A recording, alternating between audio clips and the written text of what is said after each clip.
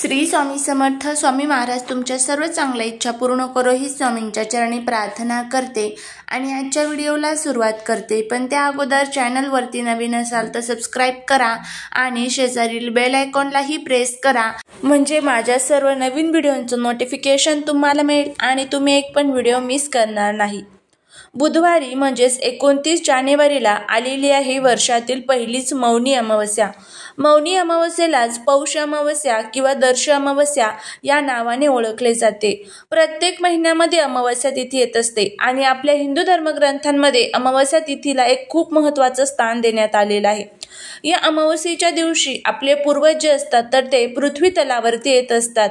मृत्यूलोकातून त्यांचा जो प्रवास आहे तर तो अमावस्येच्या दिवशी पृथ्वी तलावरती होत असतो.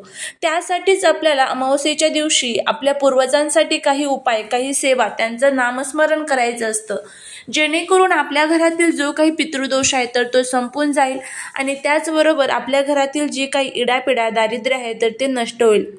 हा उपाय जो आहे तर तो आपल्याला दही भाताचा मौनी अमावस्येच्या दिवशी करायचा आहे.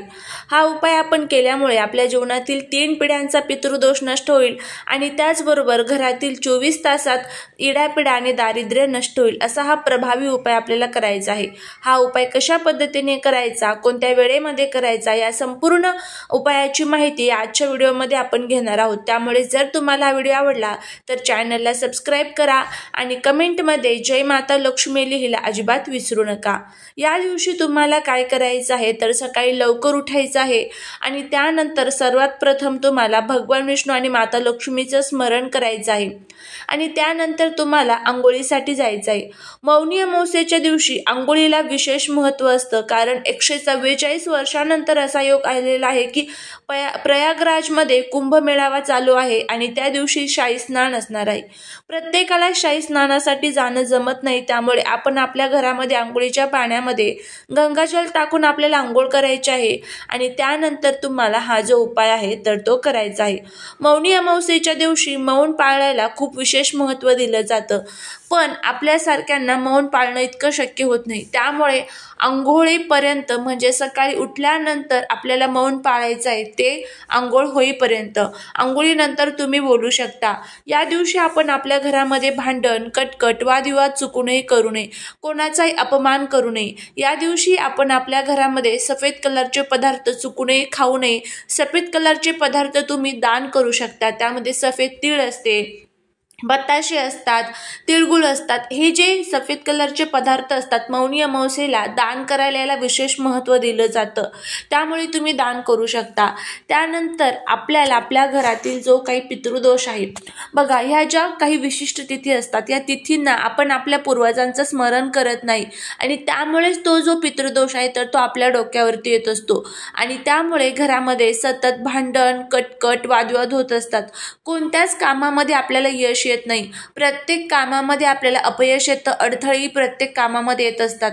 घरामध्ये लक्ष्मी स्थिर राहत नाही.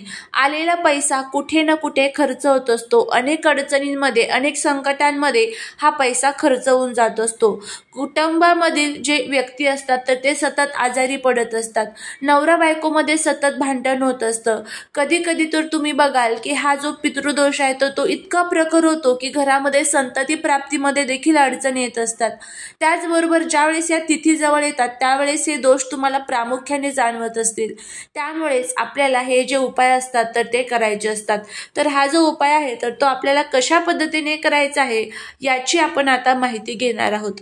यासाठी तुम्हाला आता काय करायचं आहे, सर्वात प्रथम तुम्हाला स्वच्छ आंघोळ झाली की त्यानंतर आपली रोजची घरातली जी देवपूजा असते तर ती करून घ्यायची आहे.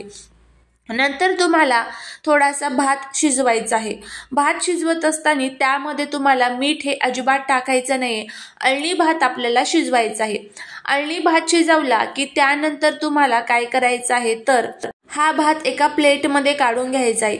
आता एक गोष्ट लक्षात ठेवा, भात शिजवत असताना आपल्याला तो ताजाच भात शिजवायचा आहे. जर तुम्ही म्हणाल की आमच्याकडे शिळा भात आहे, आम्ही तो वापरला तर चालेल का, तर अजिबात नाही. इथे आपल्याला ताजाच भात शिजवायचा आणि भात हा इतकाच शिजवायचा की तो फक्त आपण उतार्यासाठी वापरू। त्यानंतर आपल्याला काय करायचं आहे तर एका प्लेटमध्ये हा भात तुम्हाला थंड करून घ्यायचा आहे। त्यावरती तुम्हाला थोडंसं दही टाकायचं आहे। दही हे आवर्जून टाकायचं, दही टाकायला विसरायचं नाही। दही नसेल तुमच्याकडे लगेच तर काय करा, थोडंसं दूध घ्या, त्यामध्ये लिंबू पिळा, एक 5 ते 10 मिनिट ठेवा, त्याचं दही तयार होईल। त्यानंतर तुम्हाला त्यावरती ते दही टाकायचं आहे। नंतर त्यावरती आता आपण हा उपाय जो आहे तर तो आपल्या घरातील इडापिडा आणि दारिद्र्य पितृदोष संपवण्यासाठी करत आहोत। त्यामुळे काळे तीळ त्यावरती आवर्जून टाकायचे। काळे तीळ टाकल्याशिवाय हा आपला उपाय पूर्ण होत नाही, त्यामुळे काळे तीळ थोडेसे तुम्हाला त्यावरती टाकायचे आहे।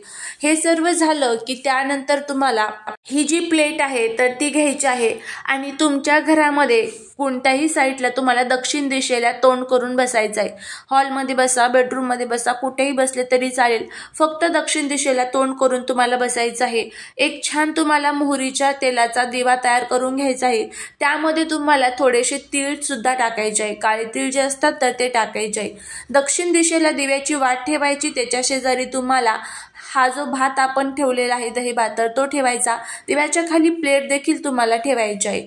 नंतर तुम्हाला पितृसुक्तमचं पठण करायचं आहे। तुम्हाला हे जर तुमच्याकडे नित्यसेवेचं पुस्तक असेल स्वामींचं तर त्यामध्ये मिळून जाईल, नाहीतर मग तुम्ही गुगलवरती सर्च करा, तुम्हाला पितृसुक्तम मिळून जाईल।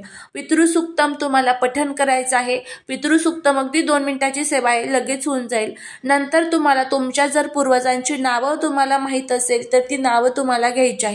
नसेल माहिती तर ओम पितृभ्यो नमः, ओम पितृभ्यो नमः या मंत्राचा तुम्हाला 11 वेळेस जप करायचा आहे। नंतर मग हा जो भात आहे तर तो उचलायचा आहे आणि आपल्या घरामध्ये तुम्हाला प्रत्येक ठिकाणी म्हणजे घरातील प्रत्येक कोपऱ्यामध्ये हा तुम्हाला थोडा थोडा टाकायचा आहे। आपल्या घरामध्ये हॉल असेल, बेडरूम असेल, किचन असेल, प्रत्येक कोपऱ्यात थोडा थोडा भात टाकायचा आहे।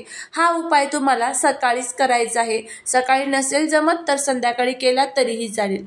हा भात दिवसभर रात्रभर तसाच घरामध्ये ठेवायचा जो आपण शिंपडलेला आहे आणि दुसऱ्या दिवशी उठल्यानंतर तुम्हाला तो झाडून कचऱ्यामध्ये टाकून द्यायचा आहे।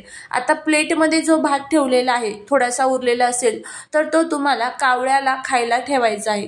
तुमच्या घरावरती, टेरेसवरती, पत्र्यावरती, जिथे कुठे आजूबाजूला तुम्हाला असं वाटत असेल की पशु पक्षी प्राणी येत आहे तर तिथे तुम्हाला हा भात कावळ्याला खाण्यासाठी ठेवायचा आहे। तर अशा पद्धतीने आपल्याला हा जो उपाय आहे तर तो करायचा आहे। अगदी साधा सोपा उपाय आहे, तुम्ही करून बघा।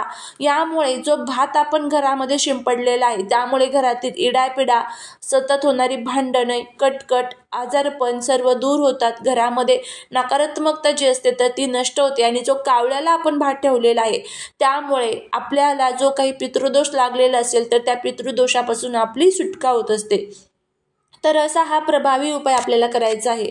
तुम्ही करून बघा, नक्कीच तुम्हाला त्याचा फायदा होईल। झालेली सेवा ही महाराजांच्या चरणी रुजू करते। व्हिडिओ जर आवडला असेल तर लाईक, शेअर आणि सबस्क्राईब करायला विसरू नका। भेटूया पुढच्या एका छानशा नवीन व्हिडिओसोबत, एका नवीन माहितीसोबत। श्री स्वामी समर्थ।